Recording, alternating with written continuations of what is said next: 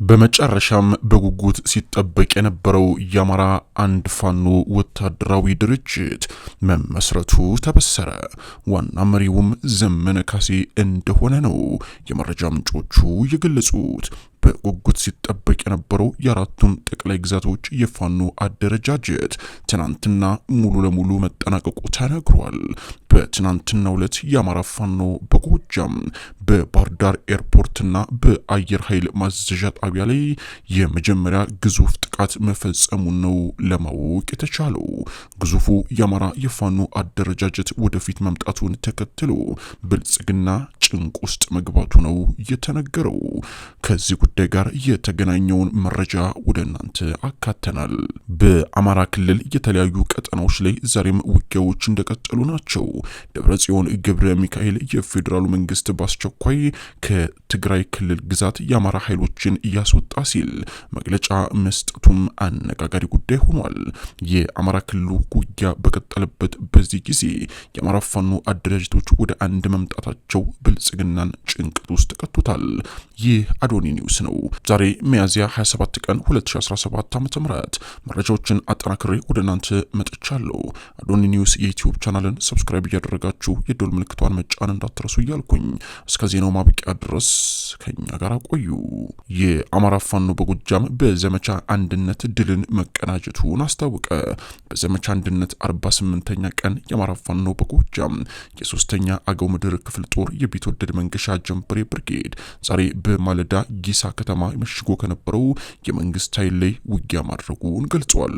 በውጊያውም የአማራ ፋኖ በጎጃም ሶስተኛ ክፍለ ጦር መንገሻ ጀምበሮ ብርጌድ ጊሳ ከተማን ሙሉ ለሙሉ በቁጥጥሩ ስር አስገብቷል። የመንግስት ወታደሮች ከፍተኛ ጉዳትን ካስተናገዱ በኋላ ቀጠናውን ለቀው ስለመውጣታቸው ነው የመረጃ ምንጮቹ የገለጹት።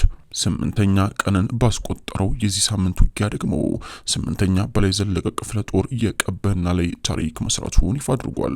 የአማራ ፋኖ በጎጃም ቃል አቀባይ ፋኖ ማርሸ ጻዩ እንደገለጸው ከሆነ የመንግስት ኃይል 5 ሞተር አቃጥሏል፣ 8 ሞተር ሰርቆ ሂዷል፣ 5 መኪና አስክሬንና ቁስለኛ ደግሞ አስታቅፈነዋል ሲሉ ጨምሮ መግለጻቸው ነው የተነገረው። በአማራ ክልል በተለይም በጎጃም፣ በወሎ፣ በሸዋና በጎንደር የሚደረጉ ውጊያዎች በቀጠሉበት በዚህ ጊዜ የመንግስት ወታደሮች በከፍተኛ ሁኔታ ኪሳራን እያስተናገዱ እንደሆነ የፋኖ ኃይሎች እየገለጹ ነው። የመንግስት ኃይሎች በእነማይ ወረዳ የቀባና በተባለች ንዑስ ከተማ የንጹሃን ነዋሪዎችን ቤት ንብረት ዘርፎና አውድሞ ከተማው ውስጥ የነበረውን ጸዴ ባንክን ዘርፎ ስለመውጣቱ የፋኖ ኃይሎቹ ገልጸዋል።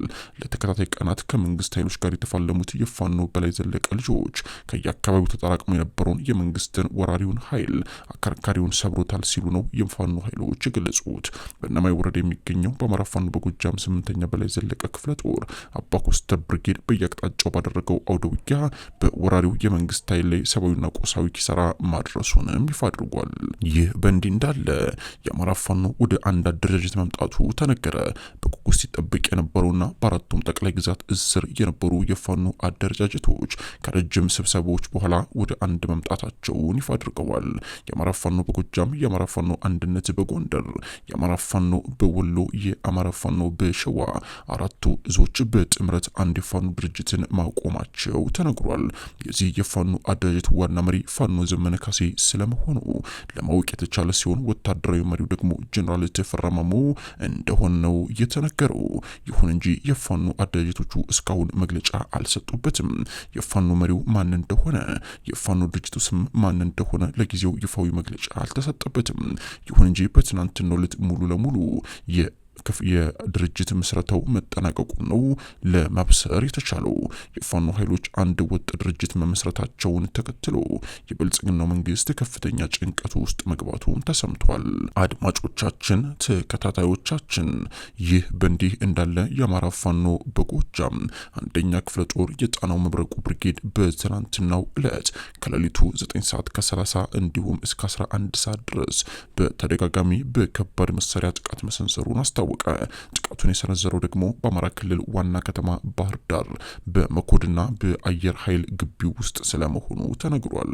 የፋኖ ኃይሎቹ የከባድ መሳሪያ ጥቃት የፈጸሙት በሞርተርና በዲሽቃ በመታገዝ ነው ተብሏል። በካምፑ ላይ ከፍተኛ ቁሳዊ ጉዳት ማድረስ ተችሏል ያሉት የፋኖ ኃይሎቹ የመንግስት ወታደሮች በብስጭት በመድፍ ዙሪያውን በተለይም በባህር ዳር ከተማ ዙሪያ የሚገኙ ተራሮችን ሲደበድብ አርፍደዋል ብለዋል።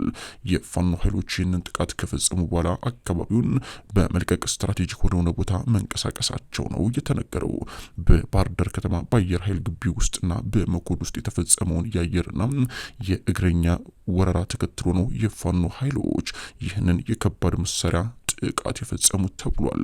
የመንግስት ወታደሮችን በዚህ መደናገጣቸውን ነው ለማረጋገጥ የተቻለው። በአማራ ክልል አንድ የሞቅ አንድ ቀዝቀዝ እያለ የቀጠለው ውጊያ ዛሬም ለበርካታ የመንግስት ወታደሮችም ከፍተኛ ጉዳትን እያስተናገደ ቀጥሏል።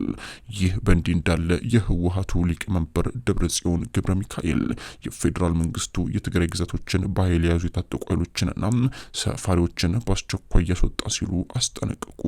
ደብረጽዮን ገብረ ሚካኤል የሚመሩት የህወሓት ቡድን ትናንትና ባወጣው መግለጫ የፌዴራል መንግስቱ የትግራይ ግዛቶችን በኃይል የያዙ የታጠቁ ኃይሎችንና ሰፋሪዎችን በአስቸኳይ ያስወጣ ሲል አቅርቧል።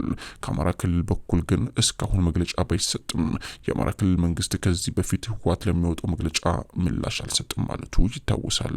አድማጮቻችን፣ ቤተሰቦቻችን አዶኒ ኒውስ የሰዓቱን መረጃዎች እንደሚከተለው አቅርቧል።